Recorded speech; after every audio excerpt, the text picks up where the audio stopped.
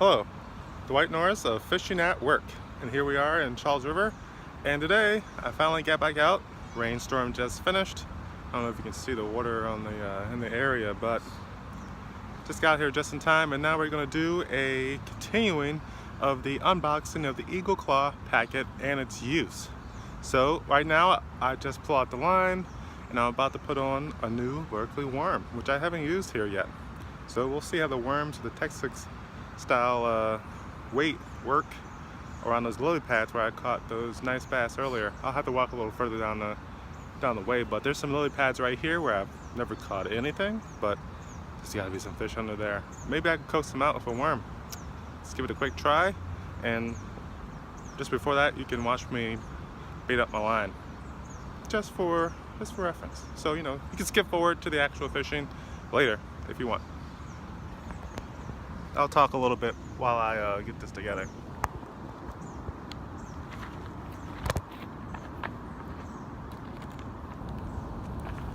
So I got the Eagle Claw packet here.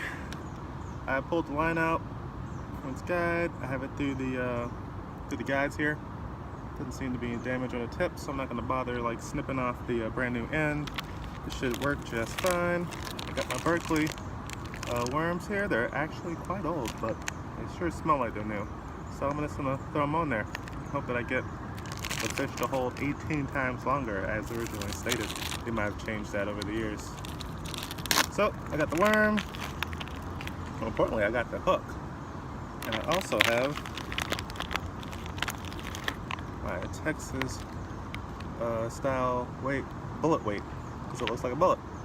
And obviously bullets are from Texas. Not even sure about that, but it doesn't matter. That's where cowboys are from.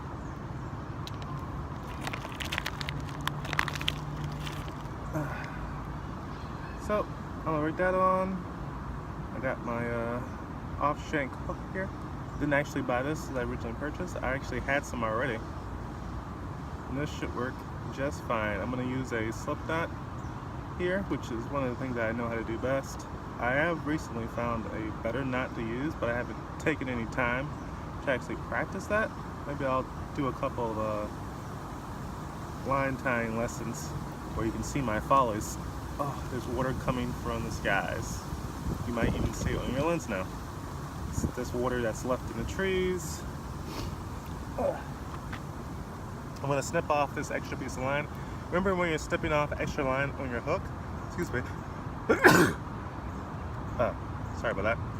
Remember when you're snipping off extra line from your hook, that you place it in a proper trash receptacle, or at least your book bag until you can get to one. Plastic is pretty much killing everything, especially the aquatic life. So I can use pliers, you can use scissors. Scissors are better for braided line, but this my old pliers here will work just fine. And I'll just use the crimper tool at the end. Boom. Easy peasy. Put this into the bag. Clean that out later. Make sure it's zipped up so it doesn't fall out. Now for the worm.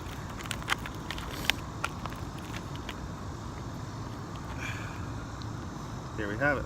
We have the hook, we have the worm. We see that there's just a little bit of I think it's a couple centimeters, that's 2 centimeters. That's how far you want to go into the top head of the hook, of the worm. Pretty much to the end of the joint here. Then you want to pull it out. See where the hook's coming out?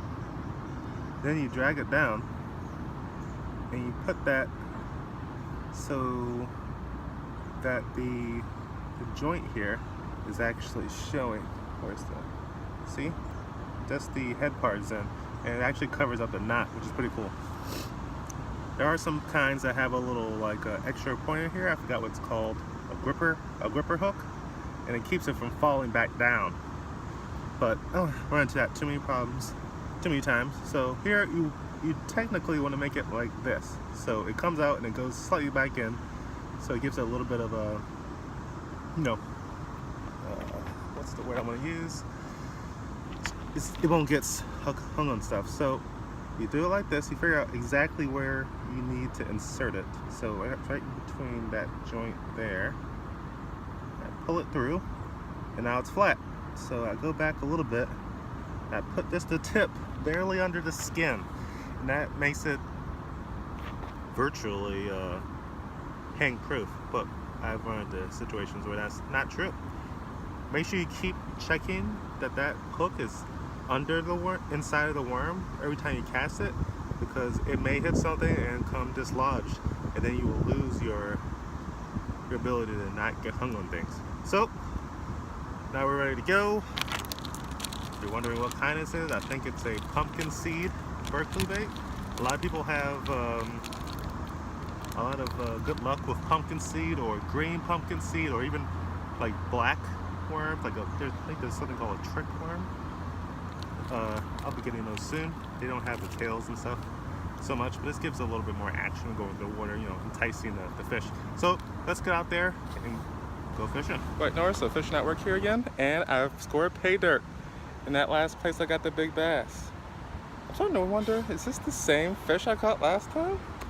I don't see the hook part in the top of his mouth, but boom, he bit this Berkeley worm and took it big time. So get out here and get some fishing done, man. You never know what will happen. It's time to go home now.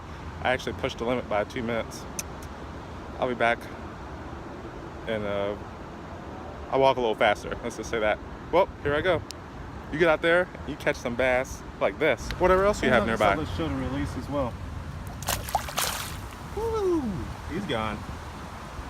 Nice healthy fish. Back in the water. I actually want to make an extra statement there. I noticed that the fish actually bit it a little bit before I noticed it, but the point of the fact is it actually went slackline and went to the left. I saw it happen and I was like, that's weird. And then I tightened the line and I realized there was weight in the line. I was like, oh god, a log. How do I get stuck on a log? I got my snag-proof worm on. And then I say, this thing's moving. And then I hook it. I think it was a good maybe 5 to 6 seconds of time I went by before I got it, and maybe that's a testament to the Berkeley power worm and its 18 times longer, ability for a fish to hold on longer to give you time to actually set the hook. And even at its age of well over a couple of years, it still had a potent smell, and I got the weight and I still caught that fish. It was kind of amazing. I haven't really caught a fish on a Texas rig style worm in quite some time. Been kind of avoiding them and dealing with easier things like the small little like tube baits, jigs, spinner baits and stuff where you just cast and reel, not too much like technique. But the new Eagle Claw packet was able to easily enable me to actually sense what was happening. Besides actually see it with a larger rod with like a medium action, I probably would have noticed that it would have been a little too stiff. But this 5.5 foot rod, that's light action, but it's more like a medium light action, kind of in between, was able to let me actually feel that bass pretty well. It was around a 2-pound bass. More than happy to catch something. It was actually the last spot I was going to catch. Actually, the last spot I was going to fish at.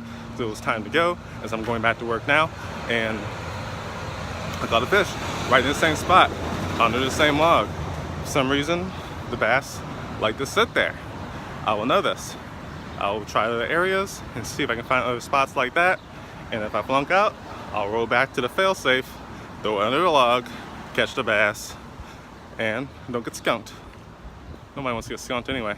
So, this is Dwight Norris, Fish Network, signing out. Please subscribe to the YouTube channel.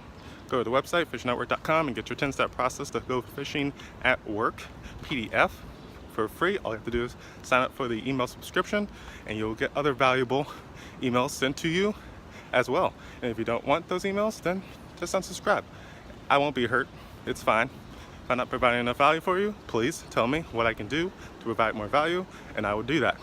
And if you need any help to go fishing at work, please contact me as well.